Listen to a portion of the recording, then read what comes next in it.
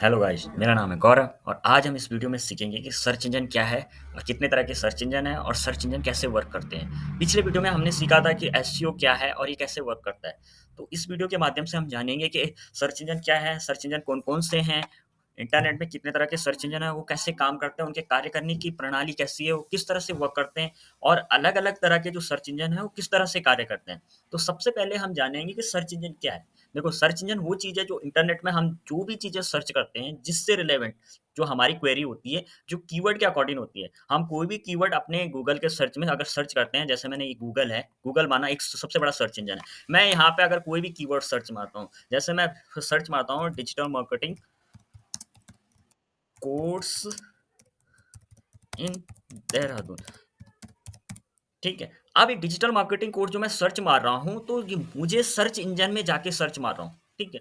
अब ये search engine ही काम ऐसा करता है जो उनके डेटाबेस में जो जानकारी होती है, वो मुझे खोज के यहाँ पे प्रोवाइड कराता है। जैसे ये मेरे सामने जो ये वेबसाइटें आ रही हैं, ये गूगल या इनके डेटाबेस में जो जानकारी पड़ी है, वहाँ से ला उठा के मुझे यहाँ पे सर्च इंजन रिज़ल्ट पेज में दिखाते हैं। ये जो दिख रहा है आपके सामने पूरा पेज, इसको सर्च इंजन रिज़ल्ट पेज बोलते हैं। ये हर किसी सर्च इंजन रिजल्ट पेज का अपना-अपना डैशबोर्ड की तरह होता है। इसको एक डैशबोर्ड रिजल्ट पेज बोले तो बेटर रहेगा। एक अपना-अपना रिजल्ट पेज होता है जो अलग-अलग तरह से अलग-अलग सर्च इंजन ने डिज़ाइन किया होता है।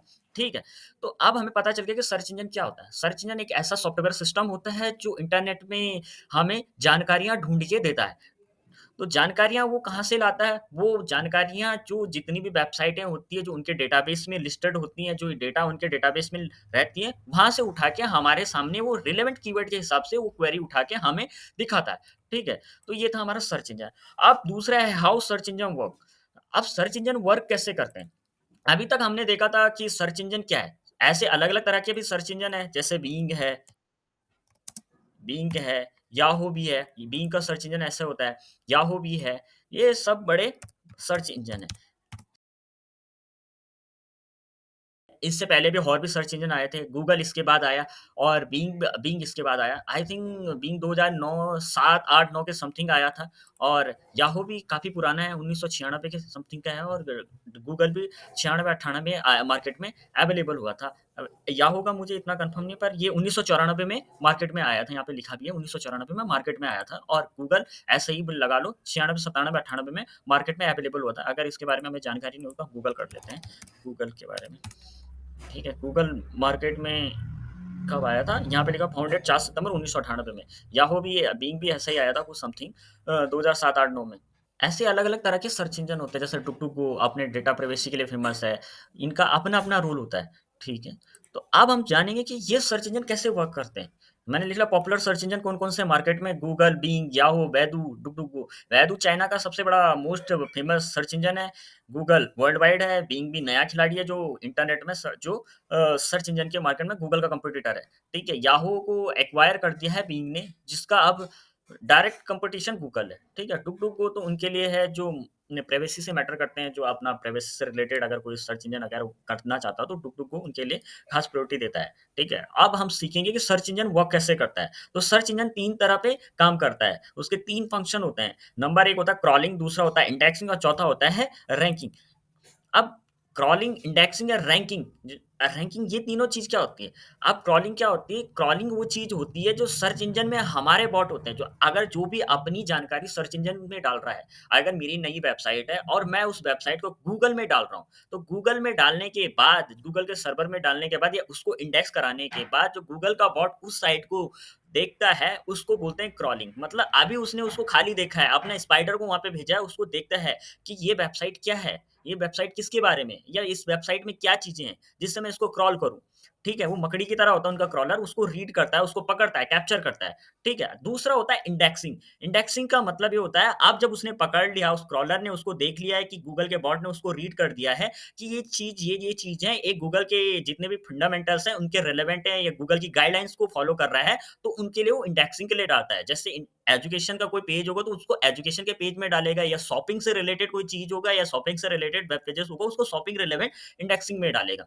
मतलब गूगल अपने सर्वर में उस चीज़ को डालेगा। उसके बाद आता है रैंकिंग फैक्टर। अब रैंकिंग फैक्टर डिसाइड करता है अलग-अलग फैक्टर्स में, जैसे कई चीज़ें होती हैं, यहाँ पे भी एसईओ का भी रूल आ जाता है, जैसे कीवर्ड हो गया, इंडेक्सिंग हो गया, कंटेंट ऑप्टिमाइज़ेशन हो गया, कई चीज़ें होती हैं।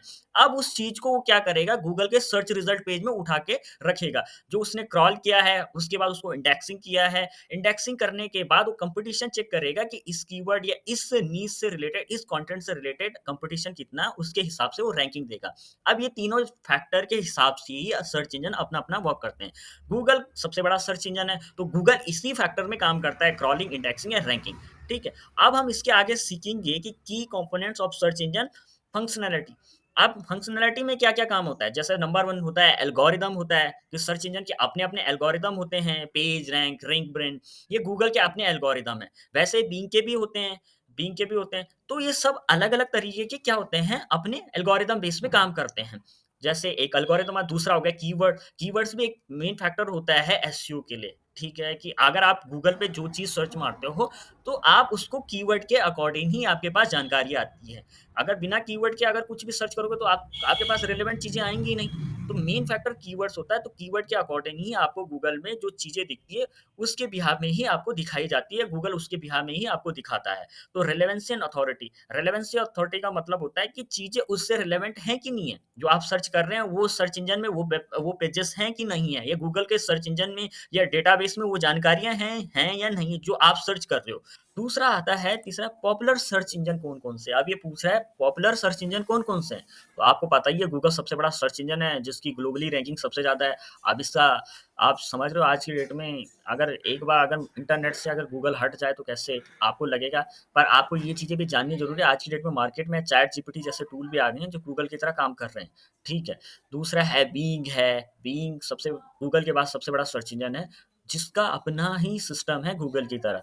उसके बाद है याहू। याहू पहले सबसे बड़ा सर्च इंजन हुआ करता था गूगल से पहले भी, पर धीरे-धीरे कॉम्पिटिशन में पिछड़ने के कारण आज ये बहुत पीछे हो गया, जिसको कि बिंग ने उसको एक्वायर कर दिया। वैदू वैदू वो सर्च इंजन है जो चाइना में सबसे ज़्यादा फ़ेमस है और चाइना का टॉप सर्च इंजन है। और डुगडुगो, ये डुगडुगो वो सर्च इंजन है जो जिनका फ़ोकस होता है प्राइवेसी से रिलेटेड। मतलब अपनी चीज़ों को आपने उसको ट्रैक नहीं करना पड़ता है, इसमें ट्रैक नहीं करने देता है, तो डुगडुगो उनके लिए होता है। ठीक है, डुगडुगो भी एक अच्छा सर्च इंजन है।